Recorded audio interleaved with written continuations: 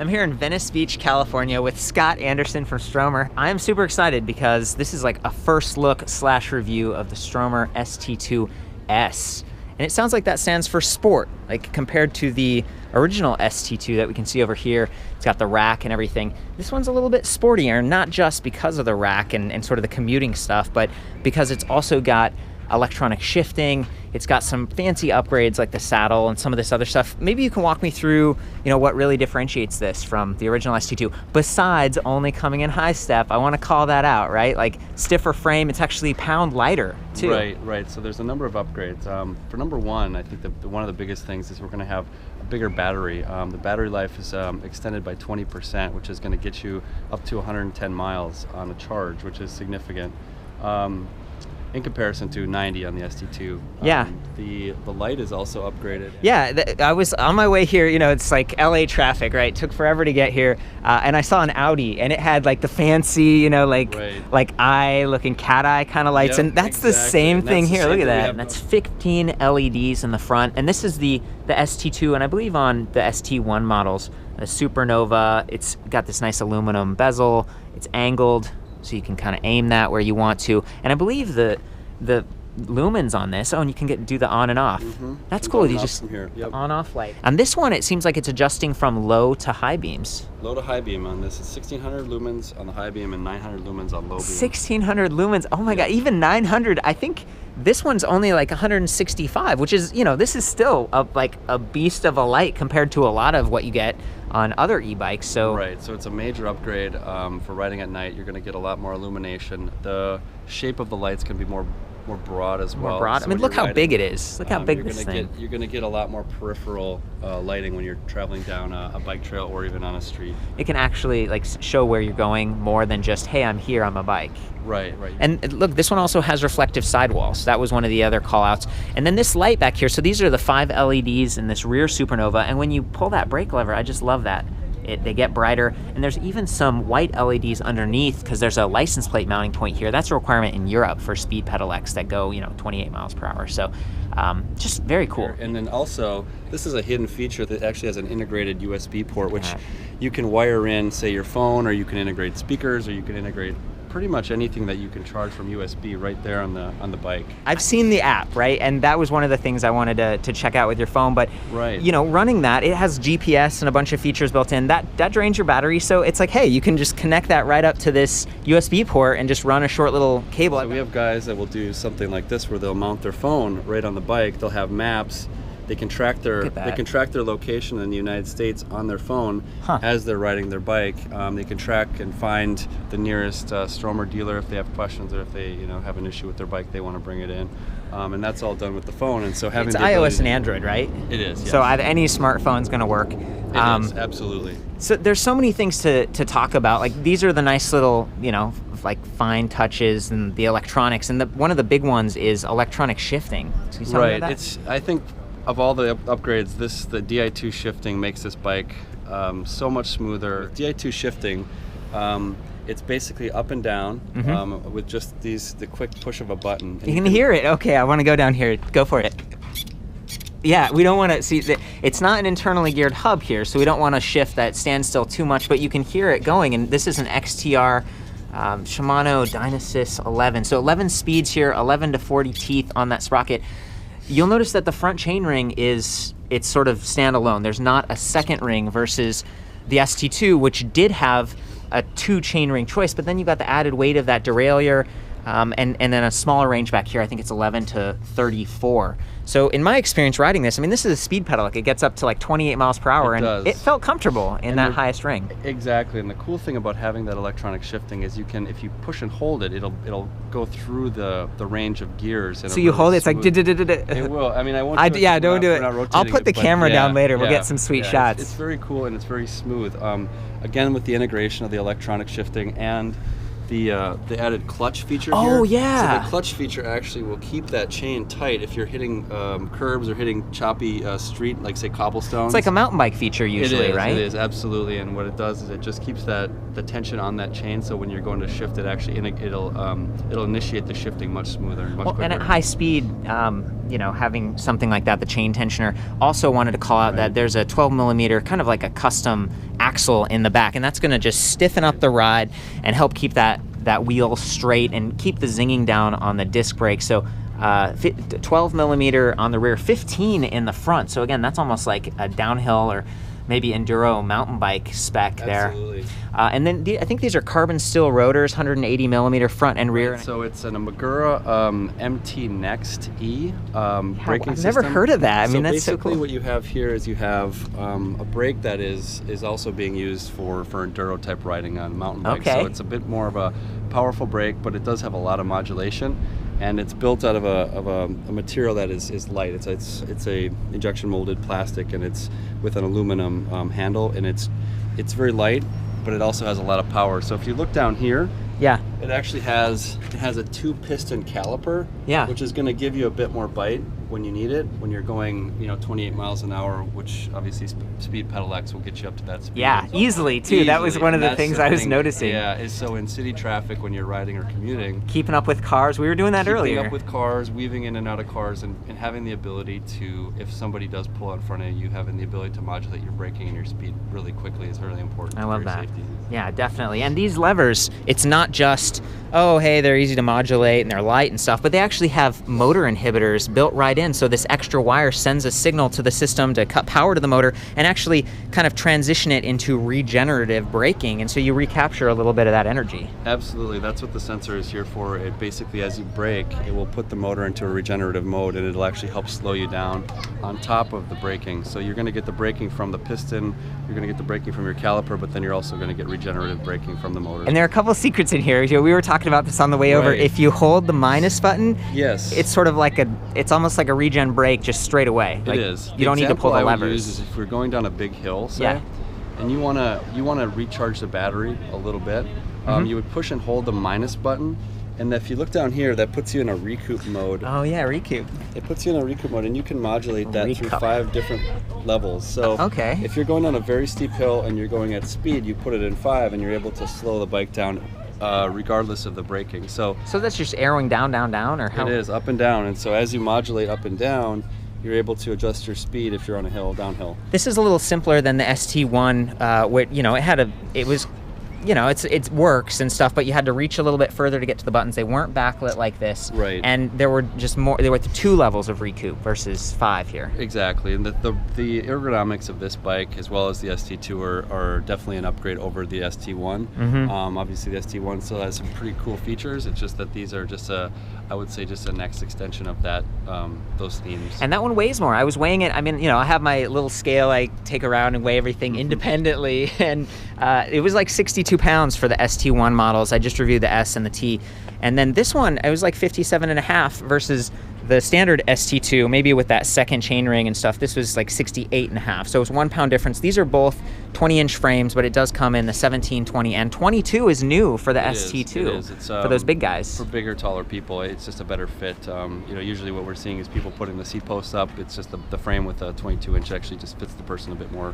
And speaking about fit, a lot of times I'm looking at the handlebars. These are fairly flat and a little bit of a tapering going on. Custom stem, and it looks like the wires are actually internally routed through the stem. Right. It basically just cleans up a lot of the wiring.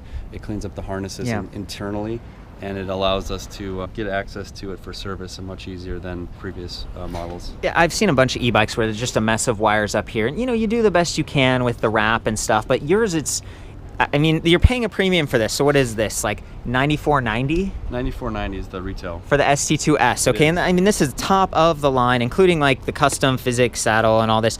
The ST2, the standard one, that again comes in step through if you want it, now available in those 3 different sizes. This one's like $69.90? $69.90 retail, yes. Okay, sweet. And it comes in a couple colors. This one's black and white versus the ST2S is the sporty, fancy kind of like metallic gray with the red, glossy red accents, a little bit of white in here too. Right. That's sweet. And also I noticed that one of the other differences is that this one has like black spokes. They're DT Swiss, nice stuff, versus silver on this one. The tires on this are 2.15 diameter and Schwalbe Big Ben, versus if we get over here, these are Continental, and they were just 26/2 top contact. So a little bit, just slight variations. Even the rims on this, or like the wheel set, were a little bit fatter on this. So it's weird. The tire's a little narrower, but the rim's fatter. So it's like, I guess just a little racier. Maybe it's a weight thing. A little racier, a little lighter. They're a bit faster rolling with the top contact tire. If you look down here at the top contact tire, it actually has a flat space in the middle of the wheel, which is going to give you a quicker rolling tire on a flat surface. Yeah, going straight. That makes sense. You know, if we look back on this one, it's just a little bit more of a traditional, it's kind of like a hybrid tread or something going on. Yeah, man, I love the fenders and everything. We've got ergonomic grips on both from Ergon. The saddle upgrade over here with the S. The bottle cage bosses, I'm always calling these out because it's like, well, this one doesn't have a rack. Maybe you're carrying a little backpack like I am, or you're just, you know, you're going to work, your stuff's already there. You're fast and nimble on this platform, but it's nice to carry along maybe a little, like maybe a mini pump, because that's one of the things. The wheels on this, they're not quick release. You might need a little tool or something to get them off, and that's part of like handling those higher speeds and maybe even being theft resistant. I noticed that the collar here it's very nice collar. It's sturdy, and the seat post, oh, I'm so glad we came across this, right? There's no suspension on these bikes. They're a little bit heavier, and you feel like this fluid ride, like the bike takes these, I don't know how to describe it. It's not like vibrating like a lighter weight aluminum frame.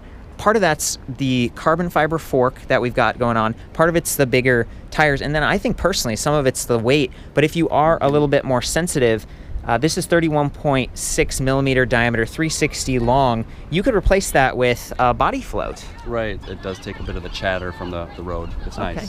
Well, let's talk a little bit about maybe the battery. We can open this up. Oh, by the way, before we get up there, this is the motor. It's 10.6 pounds versus it was 16 on the ST1s. I weighed it. I got a motor. I weighed it like with the little scale. That's a huge drop in weight. And I was told that the controller, some of the electronics were moved into a controller in the down tube. So it's bringing some of that weight forward for a better balance. And just being lighter up here, 13 gauge on the rear, 14 gauge up front. So a little bit thicker.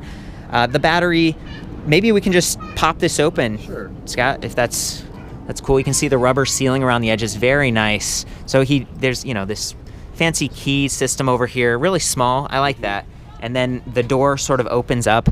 I noticed that this one, it's a little bit easier. With the ST1, there's like a circular button you have to push and it sort of pops it out. This one's a little smoother. Yeah, I think the latch system was a bit of an upgrade on the ST2 bit of an improvement line. Yes, absolutely. It's nice to see those refinements because the look, you have the Stromer look on all the different models, and it has the similar sort of flop out battery from the side. It's extremely well integrated, and I think it makes this one of the stealthier electric bikes. Like, we were riding around and it's super quiet. This is even quieter than the ST1, which was already pretty quiet. So, gearless direct drive hub motor. We were talking about the rating on this. I think they say 35 Newton meters, but I think it can peak out closer to maybe 42.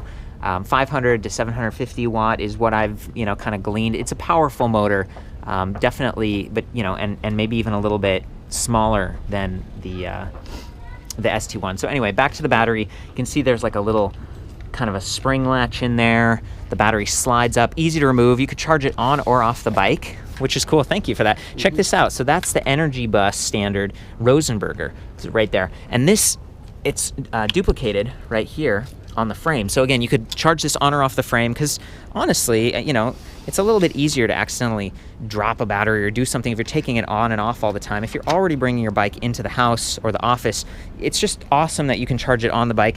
And this is what the charger looks like. I was weighing this before. It's about 2.5 pounds. There's the other end of the adapter, magnetic, just like a MacBook Pro or a lot of laptops these days. Pretty nice, and it unplugs at this end. A little bit fatter than some of the chargers I've seen, but to turn this on, there's like a rubber button underneath here. It's kind of like a secret. You press that, and it comes up. Mine was actually saying, hey, look, install new firmware update, just automatically. It automatically got... Yeah, it's very cool. We push that through our system, and it gets pushed out to all the new bikes whenever there's an upgrade. And then, it just asks you if you want to upgrade it. We just say yes, and you hit the button, and it'll keep asking you until you update it. So we're going to say no for now. And check this out. So we've got our speed in miles per hour. This is backlit, so it's kind of a faint blue glow. So you can see we've got speed, miles per hour. We just changed it from kilometers per hour earlier. And then there's that little box with the down. I think that means like download and update. Right. Percentage of the battery. And then these 3 levels of assist that you can switch between those really easily. I hope you can see this all right. Sorry for the glare. And then if you press this, so it's kind of a touch screen, but is that like a light sensor, by the way, Scott? It is, yeah. So like if you touch the screen here, it'll go through a cycle of different metrics. So trip distance, your trip time, your clock time of day, trip speed. So it's really those three main readouts that you will want. Absolutely, yes. You know, for people that are interested to know how long their commute takes, or maybe they want to know what their average speed is to their commute on a daily basis, they can track these numbers, and it's actually just kind of makes it more fun, makes it more of like a video game, to be honest. And one of the things that I've noticed is, compared to a cycle computer up here, there's a little bit more of a look down, but it kind of cleans up the cockpit, and it's made room for, like, this is the Di2 interface right here, and there's a little charging port on it as well. And then we've got the clicker. So I don't know, and the light and everything. So if just keep that in mind. If you're riding this bike, you want to know how fast you're going. There's a little bit more of a look down, but it's a pretty good sized thing, and the top tube on this is definitely fatter than traditional bikes that I look at. Can you talk a little bit about the app again? Like, so what are some of the readouts? I think I read that you can see like what version number you're on. There's like a system diagnostic, and then there's this whole theft thing. Can you just... Right, and so if you look down here, just on my phone quick, you can lock the bike remotely from your phone. Okay. Basically what that does is if it puts it in a lock mode, it locks the screen, so if anybody were to walk up with it without the code and they were to walk away with it, it puts it into a theft mode. And what the theft mode would do is it'll basically send us a message saying that the bike has been moved, it's been stolen. Well, I think after 50 feet, it locks up the motor and the lights start flashing too. It'll make the lights flash and it'll lock the motor. So it basically makes the bike inoperable and kind of makes it, you know, it lets us know. You have to pick it up. You're running around with like, you know, almost 60 pounds on your back. You can't get the wheels off or anything. So that's really cool. And then you can hunt it down. I heard a story about San Francisco. They recovered one or something. They did, absolutely. So the bike was taken from our launch, and they recovered it within a few hours. And then Wired Magazine picked it up, and they basically told that story for us, which was very cool. The best part of the story was that we got the bike back for the customer, and he was able to get back on the bike and ride. Wow, it's a fun story, and it's just neat to see that technology working. So it does have built-in GPS, you can track the thing, and it's the firmware updates and the app. Can I see the screenshot again? So yeah, it shows trip distance again, battery percentage. Your battery life. Oh, and then there's the little scroller, so you can actually fine-tune this and be like, oh, I want more power up front, or I want it to be easier.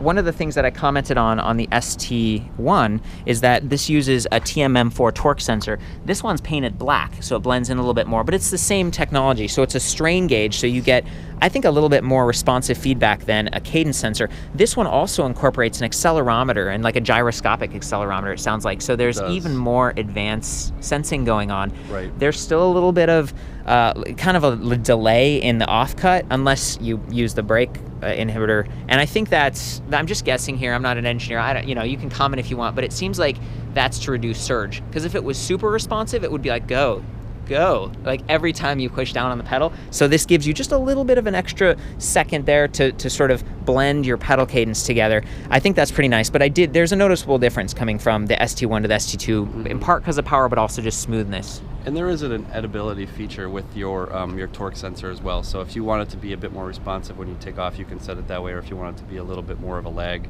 you're able to do that as well within the app. Yeah, well, dude, I'm super excited to get out on this thing. But I wanted to call out again. It's like 1 1/8 by 1 1/2. You could potentially replace the fork if you wanted to, and it seems like because all the cables are routed through the stem, as long as you use the same stem, you'd be all right. Right, and we do offer an add-on suspension fork feature that is an aftermarket piece where it has the cable routing built into the fork, and it has the Stromer branding. So if you did want to have a little bit more of some compliance in the front end, you are able to just add a suspension fork to the front. Okay, and you sell the additional battery packs and all that stuff, and it seems like the warranty on this is kind of comprehensive for a couple years is what I was seeing, and then maybe a little bit longer on the frame. And I'll have that detail along with just all the specs and measurements that I could find back at the website on the full review, which I'll link at the end of this. So maybe it's a good time to just hop on this and show some... Let's ride. Yeah, thank you, Scott. Appreciate it. Thank you. Okay, so I got a little bit of runway here. I'm gonna start off and just kind of show the bike. You really can't hear the motor. I also wanted to call out, you know, there's the whole mid-drive, like hub motor thing. You get regen. I haven't seen that with any of the mid-drives. The drivetrain is just gonna run a lot smoother. You're not gonna be putting extra force onto it. And I found that regardless of the gear, it's torque sensing, right? So you just put a little bit of effort in and it zips. So I'm starting in a relatively low gear, but then I'll do the electronic shifting too. There you go.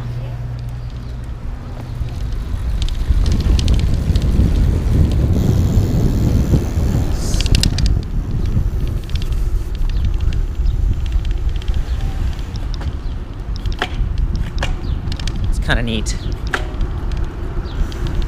Really gets you going.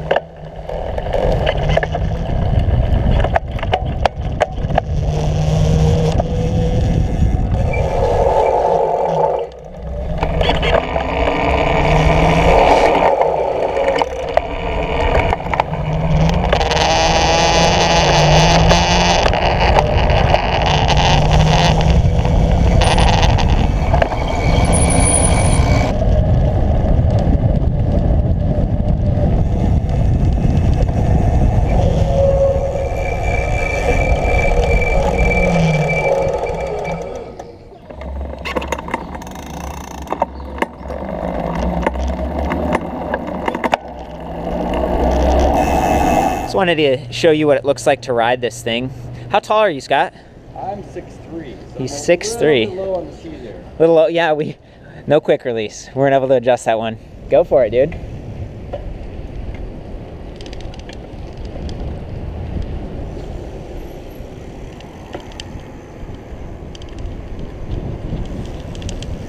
Cool. So that's just the standard ST2, 20-inch frame size. Let's change it up. I want to see, show off the ST2 S.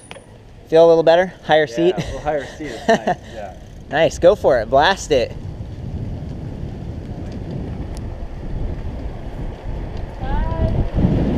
I'll blast you, there we go.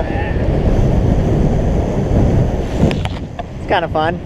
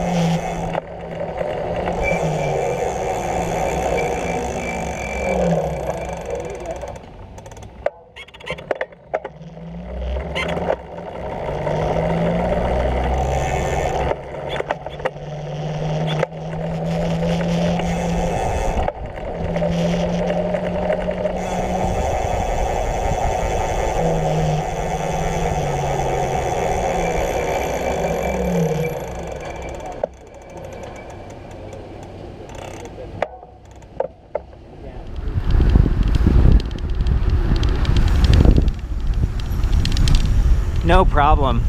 With one hand in 28 miles per hour, that's pretty intense. Wow. Neat to get to see this cutting edge technology. For the full write up on the Stromer ST2 S and the Stromer ST2, I'll see you back at ElectricBikeReview.com. Again, I'll have all the specs and stuff, especially when you're riding at higher speeds. Ride safe.